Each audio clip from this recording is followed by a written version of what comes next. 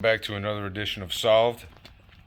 We're going to be doing a short video today on a 2012 Hyundai Genesis Coupe with a 2.0 T, and we're working on the driver's side rear axle. Now we already did, actually the axle seal is what we did, which was this repair right here.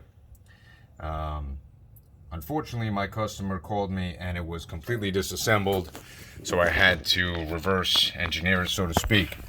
And what I found was, after we successfully completed it, which by the way, I'll show you that socket. It's a 2 5/8 inch socket that has 6 little teeth, and it gives you a flat impression to put it properly in there without it walking left or right on you. Anyway, reassembly was too much fun for me not to make a video for you.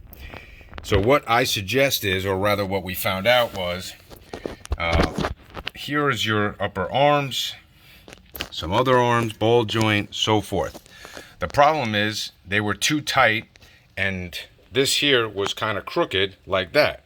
So we had to figure out what to do. And what we did was we loosened up this here nut, which was a 17 millimeter, bolts on this side. You put a wrench on this side, and you have another 17 millimeter here. You don't have to put a wrench there because it's already held automatically.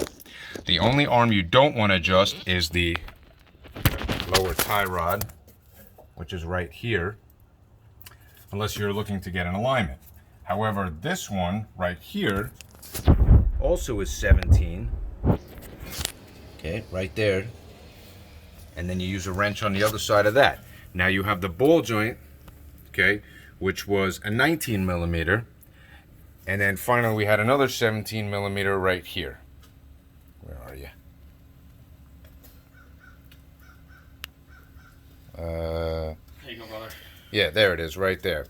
So as long as you unbolt them, not unbolt them, but just break them free a couple turns on this side, then you'll have a lot less of a fight, because getting in this one, the upper arm here along with the lower arm there, you're gonna have way too much fun trying to figure out how to get in there by forcing it with pry bars, and you push, no, I'll push, and it just became too exhausting. So at the end of the day, you just want to loosen these nuts and bolts here, and then everything will go in cooperatively. We used a floor jack, and yes, there was 2 people working on it. So I didn't find any videos on YouTube, so I thought I'd make a quick little video here. Since I didn't do it start to finish, at least I can say at least twice, now 3 times.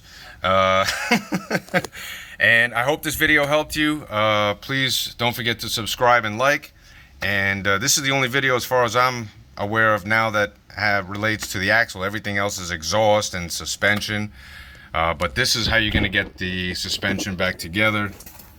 Suspension by, I mean lowering springs and shocks and all that stuff. Okay guys, Happy New Year. It's January 2nd, 2021. Goodbye 2020.